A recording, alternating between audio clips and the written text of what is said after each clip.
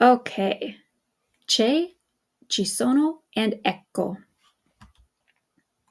What does c'è and ci sono mean?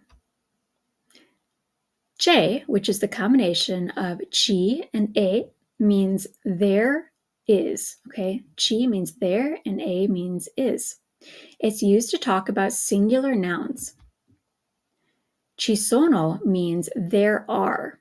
Okay, again, ci means there and sono means are, so there are. It's used to talk about plural nouns. For example, c'è un gatto sul tetto. There is a cat on the roof. C'è, there is, un gatto, a cat, sul, on the, tetto, roof. Ci sono due gatti sul tetto. There are two cats on the roof. So you see how plural, you get two cats, due gatti, so you'd have to use ci sono, there are, because it's plural. Now, these can also be used to ask a question. C'è un piatto sulla tavola?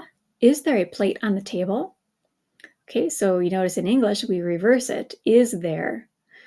But in Italian, we can just leave it in the same order. So c'è un piatto sulla tavola.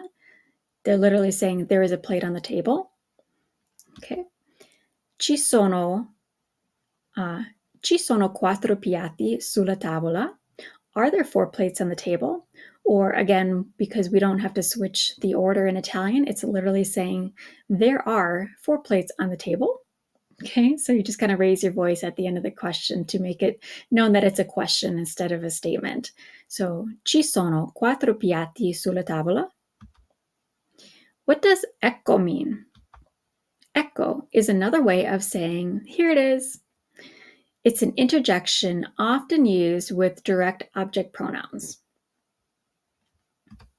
For example, ecco le mie chiavi. Here are my keys. Ecco le mie chiavi. Okay, it's like, here they are. Or you can also use it with a direct object pronoun. So you'd say, eccola, here she is.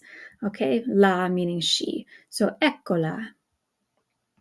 You'll hear people using it, and it's super fun to use. So that's why I threw this in there. Okay, and also you can say eccoci, here we are. Okay, like we've arrived, eccoci.